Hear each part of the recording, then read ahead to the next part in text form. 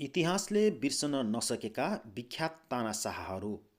नेपालमा मात्र होइन, नागरिक स्वतन्त्रता र मुक्तिको आकाङ्क्षामाथि विश्वव्यापी रूपमा नै अतिक्रमण हुँदै आएको छ। सत्ताको स्रोत र साधनलाई आफ्नो निजी सम्पत्ति बनाएर देशलाई बन्धक बनाउन इतिहासले बेला बखत त्यस्ता तानाशाहहरू जन्माउँदै आएका छन्। त्यस्ता तानाशाहहरूले देशको आन्तरिक राजनीतिमा मात्र होइन, विश्वव्यापी रूपमा नै नागरिकहरूमाथि दमनको अस्त्र उठाउने गरेका छन्। विश्वका शक्तिशाली मुलुकहरूमा जन्मिएका तानाशाहहरू आफ्नो विवेकद्वारा चल्ने गरेका छन्। यद्यपि यो विवेक नागरिक स्वतन्त्रता र देशको हित विपरीत हुने गर्दछ। तर साना मुलुकहरूले जन्माउने तानाशाहहरू कठपुतली हुन्छन्। उनीहरू आफ्नै विवेकले चल्दैन। उनी त केवल शक्ति राष्ट्रको हित रक्षाको खेलौनाका रूपमा आफूहरूलाई कठपुतलीका रूपमा उभ्याउँछन्। नेपालमा संसद विघटन गर्ने केपी शर्मा ओली जस्तै विश्वले त्यस्ता तानाशाहहरूबाट पटक पटक शास्ति भोगेको छ। त्यस्ता केही तानाशाहहरू यस्ता छन्। हिटलर 20 अप्रिल 1989 मा अस्ट्रियामा जन्मिएका जर्मन राजनीतिज्ञ तथा राष्ट्रिय समाजवादी जर्मन मजदुर पार्टी नाजीका नेता थिए।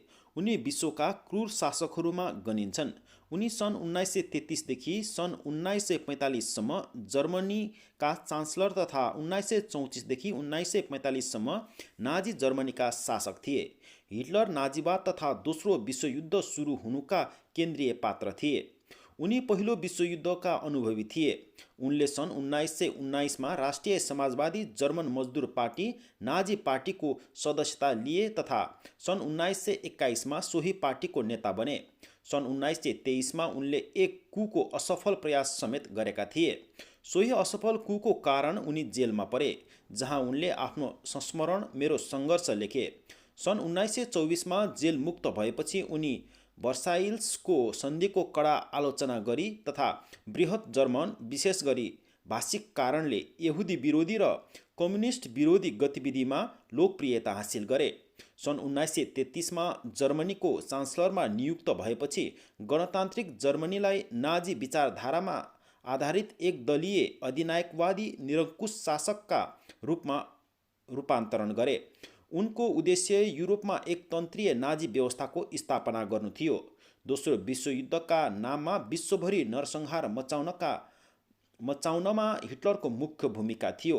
सन् 1939 देखि 1945 सम्म चलेको विश्वयुद्धमा उनले आफ्नो साम्राज्य विस्तार गर्न खोजे, तर सफल हुन सकेनन्। दोस्रो विश्वयुद्धमा पराजयपछि हिटलरले आत्महत्या गरेका थिए। सबैभन्दा धेरै भ्रष्टाचार गरेको पुष्टि भएका नेता हुन् मोहम्मद सुहार्तो। सुहार्तोले 10औं लाख कम्युनिस्टहरूको नरसंहार गरेका थिए। 31 वर्ष इन्डोनेसियाको राष्ट्रपतिको पदमा उनी माथि 15 अरबदेखि 35 अरब अमेरिकी डलर बराबरको भ्रष्टाचार गरेको पुष्टि भएको थियो। मुलुकको दोस्रो राष्ट्रपति समेत रहेका उनले पदमा रहँदा चरम आर्थिक अनियमितता गरेको पाइएको थियो। उनको कार्यकालमा मुलुकको आर्थिक क्षेत्रमा महत्त्वपूर्ण सुधार आएको देखिएको थियो, तर उनले पदमा रहँदा देशभक्तिको भाव देखाउँदै 15 अरबदेखि 35 अरबको सम्पत्ति आर्जन गरेको पाइएको थियो। उनले आफ्ना छोराहरू, परिवारका अन्य सदस्यहरू तथा नजिकका साथीहरूको कम्पनीलाई अत्यधिक आपूर्ति र कर छल्नका लागि सहयोग गरेको पाइएको थियो। सन् 1998 मा एसियामा देखिएको आर्थिक सङ्कटको क्रममा इन्डोनेसियाको अर्थतन्त्र कमजोर बन्न पुगेको थियो। 2 वर्षपछि सुहार्टोलाई 15 करोड डलरको जरिवाना लगाइएको थियो र उनलाई घरमै नजरबन्दमा राखिएको थियो। सन् 2007 को जुलाई महिनामा उनीमाथि 1 अरब 50 करोड डलरको मुद्दा दायर भएको थियो। त्यसको केही महिनामा उनको निधन भएपछि यो मुद्दामा सुनवाई भने हुन सकेन।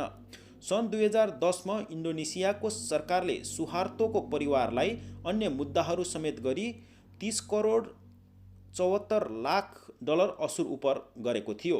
साथै उनका छोरालाई 15 वर्षको सजाय सुनाएको थियो, जसमा 5 वर्षपछि उनी जेल मुक्त भएका थिए। सन् 1982 जुलाई 29 मा इटालीमा जन्मिएका मुसोलिनी विश्वका विख्यात तानाशाह मानिन्छन्। उनले इटालीको एक फासिस्ट राजनीतिक दलको नेतृत्व गरेका थिए। उनी हिटलरका निकट शासक थिए। दोस्रो विश्वयुद्धको नरसंहारका लागि उनी पनि जिम्मेवार मानिन्छन्। मुसोलिनी सन् 1922 देखि 1945 अप्रिलसम्म इटलीको शासक रहे। उनी इटालीका राष्ट्रवादी फासिस्ट पार्टीका प्रमुख थिए। कुनै समय मुसोलिनीबाटै प्रेरित भएर हिटलरले नाजी पार्टी र राष्ट्रवादलाई प्रमुख एजेन्डा बनाएका थिए। तर दोस्रो विश्वयुद्धको समयसम्म हिटलर निकै शक्तिशाली थिए र मुसोलिनी उनकै सहयोगमा आफ्नो सत्ता हाँकिरहेका थिए। विश्वयुद्धमा धुरी राष्ट्रका प्रमुख देशमध्ये जर्मनी, जापान र इटली थिए। मित्र राष्ट्रको फौज इटालियन पेनिन्सुलातर्फ अघि बढेपछि धुरी राष्ट्रको हार निश्चित जस्तै थियो।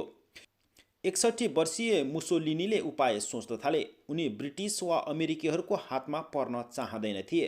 उनलाई थाहा थियो कम्युनिस्ट पार्टीका कार्यकर्ता उनको फासिस्ट पार्टी विरुद्ध लडिरहेका थिए र उनीहरूको हातमा पर्दा पनि युद्ध अपराधी करार हुने निश्चित थियो।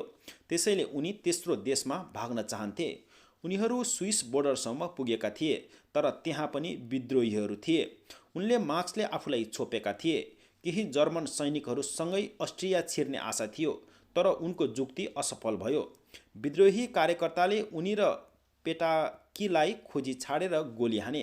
त्यसपछि जहाँ उनीहरूको शवलाई ट्रक मार्फत मिलान पठाइयो, जहाँ उनीहरूलाई सबैले देख्न सक्ने गरी सार्वजनिक स्थलमा उल्टो गरी झुन्ड्याइएको थियो।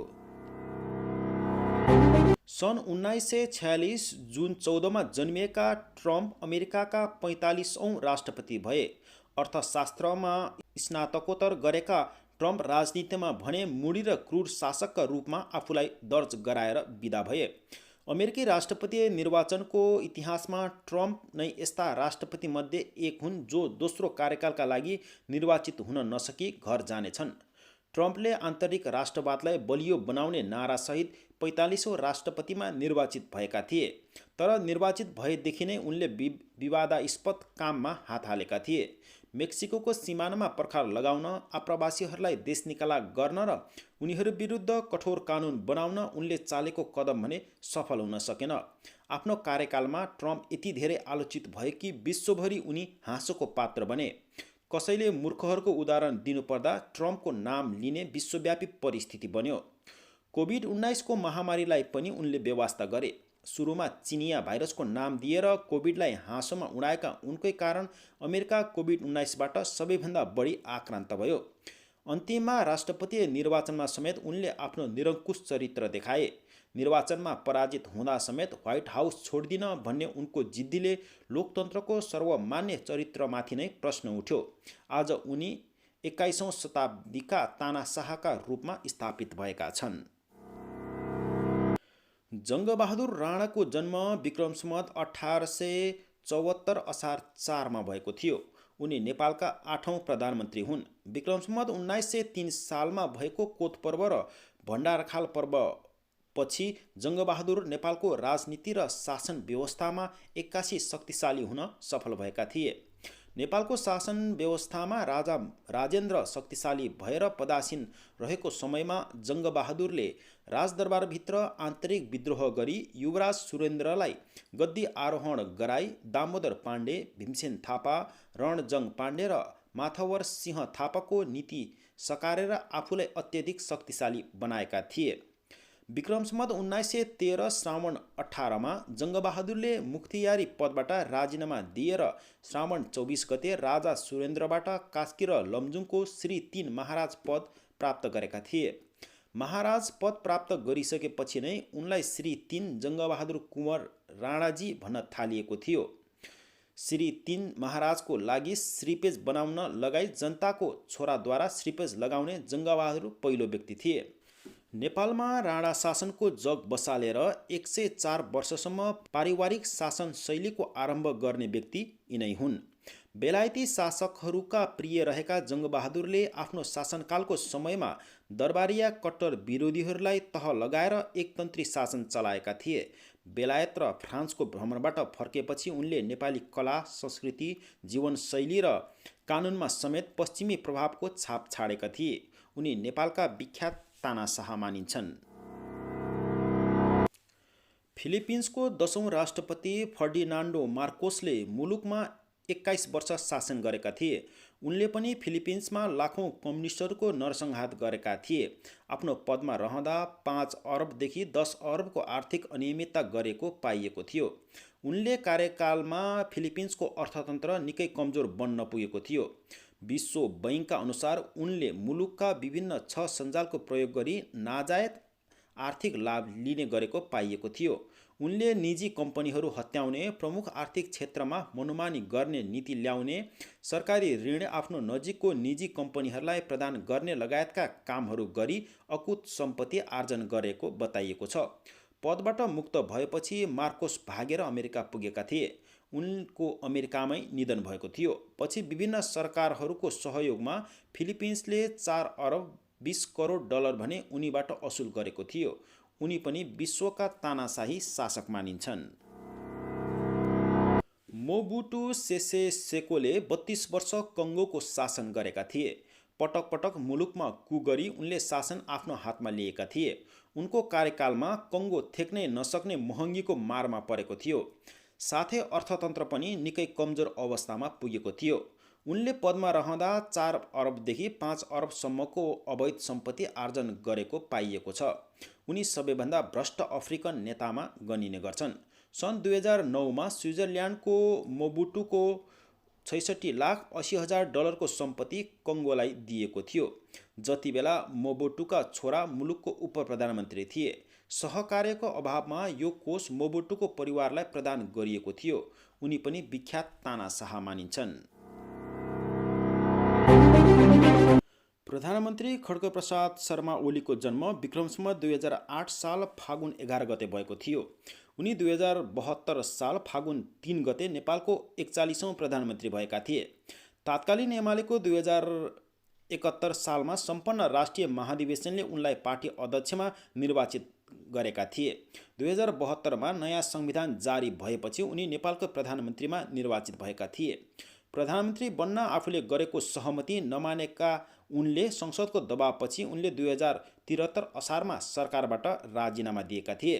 2074 फागुनमा दोस्रो कार्यकालका लागि प्रधानमन्त्रीमा निर्वाचित भएका उनले 2077 पुस 5 गते संसदको विघटन गरेका छन्। ओली गणतान्त्रिक व्यवस्थामा संसद विघटन गर्ने पहिलो प्रधानमन्त्री हुन्। उनको कार्यकालमा देशमा भ्रष्टाचारका ठूला काण्डहरू भएका छन्।